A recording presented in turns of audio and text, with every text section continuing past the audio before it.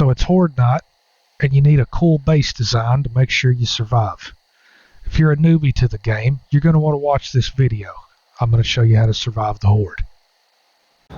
Now, the most common scenario for new players is to find yourself on day 7, the sky's turning red, you don't have a base yet, and you're trying to figure out what to do.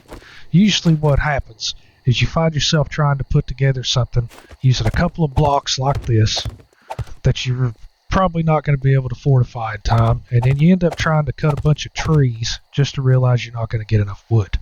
The cure for this is to find one of these POIs that looks like it's pretty well strong enough. Not that one, there's a screamer in there. Pro tip.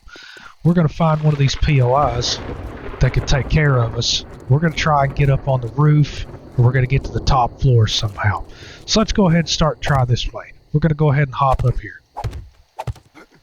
And this is what happens when you're not careful. That's what happens when you're not careful. Right there. So let's try a different one. How about the yellow house? We're just going to pole up right here. We're going to get straight on the roof. Now, if you're pressed for time like I am right now, you're not going to want to screw around trying to go through here and clear this place unless you're doing it days ahead of time. This right here seems to be okay. And now all we have to do is sit up here and make sure that they don't come through the roof and get us. Now, you're probably not going to have radiated zombies on day 7 like I do. This is my tutorial world. So there's a whole lot of bad stuff that's going to be happening in my neck of the woods. And I just realized that's not good. When that happens, always have a plan to bail out. We're going to go somewhere else as quickly as possible. Now, the next best thing you could do is try and use the terrain. If you don't have a POI nearby, use the terrain. Find something like this where there's not a whole lot of room for the zombies to get up to you. Find you a nice flat spot up here on top and start to build your base. Now, you want to start with something like this. Get it up off the ground a couple of blocks and give yourself plenty of room too. You don't want to make this thing 2 blocks high. This right here is 5 blocks high, and I don't know the dimensions of it. Just make sure that it doesn't fall down when you're building it. Now, when you're putting in this floor, you're going to want to go to your blocks, go to shape. You're looking for bars. We're going to need to use bars because you're probably going to have to shoot through the floor. Flip it over to advanced. We're going to flip it a couple thousand times or whatever till it finally goes the way I want it.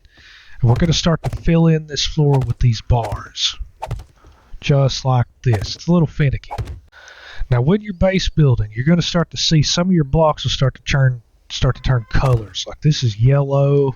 And as we go towards the center here, we're going to see it start to turn more and more yellow until it turns pink. And when it turns pink, do not place another block like that.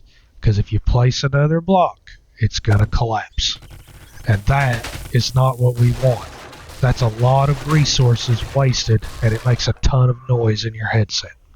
This is why you're going to want to do things like put a pillar in the middle of your floor holding up the center of your base. Because if you don't, it may not be able to support a floor this large. Find a good strategy for your structural support. You don't want to build some big, huge, awesome horde base you learned about on YouTube, and then the zombies run to this one pillar and break it, and the whole thing comes down. Now, once you've got this thing standing, what you want to do is immediately start upgrading the legs of this base. Go up at least 3 blocks. Focus on this bottom section here where the zombies are going to be smacking and swatting at it. There we go. If you've got cobblestone, upgrade it to cobblestone. I've got a few pieces. There we go. So go ahead and get this thing upgraded. At least 3 blocks high.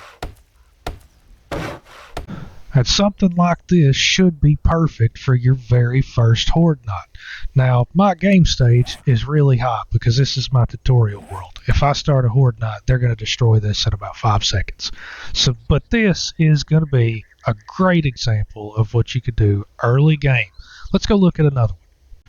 Now, if you're going to use a POI, another great thing to do is going to be to find something made out of concrete or blocks or something and just get on the roof. You really can't beat that. I mean, once you're up here at a place like this, you're not really going to have too many problems except for stuff like that where the roof just falls out from underneath you. But you're going to be in pretty good shape hanging out on the roof of a building like this. Let's give it a shot. So we're going to go set time 77, 21, 59. And we're going to wait for some zombies to show up. That bird's going to aggro on me pretty quick. Let's see, where's everybody at? Here comes the murder pigeon. Go ahead and get rid of him. Oh my god. Get away from me, bird. Go away. Ah, they're all over here. So we're pretty good to just hang out right here. So if this is day 7, other than the cops, if this is day 7, you could sit up here and get levels and such. You just have to watch for these guys. Got to make sure you're good with your bow so you can handle problems like that.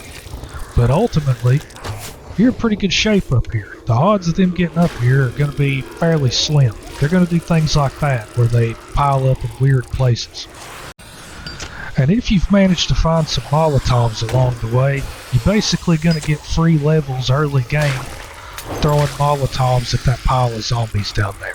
Because they're going to burn up and you're just going to get XP out the wazoo. It's going to be pretty crazy. And for my final example, I'm going to show you what most players do early game. If you've been playing this game for a long time, you probably already know this trick. What we're going to do is we're going to build a small base right here. We're just going to make it fairly quick. See, we'll just do something like this. It's actually really small. It's very simple. And the reason veteran players love this base is because this base is super easy to maintain. So you build something similar to this. Looks like a big Rubik's Cube or something. And now what you want is you want to build some stairs. We're going to build some stairs because we actually want the zombies to be able to get to us. So we're going to flip this around a bunch of times.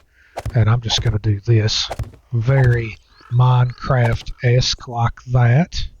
Make sure if you do things like what I just did, you actually go back and fix these stairs, because when you start pulling those steps out from underneath, it's all just going to fall down. So make sure you do fill those in. You could leave the steps in there, but you really want those holes filled in. So go ahead and take care of that.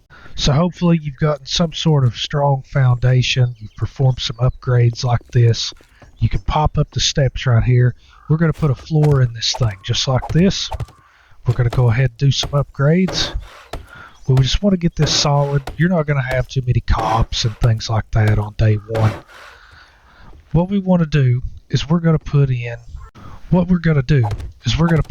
a roof like this. We're just going to build it up. There we go. We're going to close that in, and we're going to upgrade these. Now, you've got 2 options once you've done this. You can put in one door and close it off, or you could put in a big double door, or we could put in some hatches. Let's take a look. We're going to go double door. So we're going to make one of those, and then we'll go ahead and we'll make some hatches as well. We're going to make 2 of those and bring this down. What we want to do is stick this door in there just about like that. Now, for an added layer of security in your base, take these hatches where they face like that. Let's make sure I did that correctly, and open those up against the door. And what happens is when zombies start coming up the steps and they're beating on the door, you can open that door and face them, and they're stuck here at the hatches. And what you have is you've got an eye level shot to use your club or use your bow. You can shut the door in their face if you have to. This is probably the most common Horde base, and it's great for things like the club if you've got one, or even the sledgehammer. If you can get your hands on a sledgehammer of any kind whatsoever, you can do some pretty awesome headshots just like this. Let's see if I die. So we're going to go set time 7, 21, 59. Let's see if I end up getting killed trying it this way. This base isn't going to last 10 seconds. So I can close this door. Here come the zombies. Here comes a vulture. That's great. I don't think I'm going to make it, guys. There's a cop who's got me an eye shot. We'll go ahead and block that off. There we go. So I'm already getting absolutely torn apart. There goes the vulture. Give them a smack. Give them a smack. Give them a smack. I'm out of stamina. We're just going to burn them. We're just going to burn this place down. There we go. Oh, they broke it. Yep. There goes the base. That quick. Holy crap, look at that. Yeah, buddy, I am going to die. I am gonna die.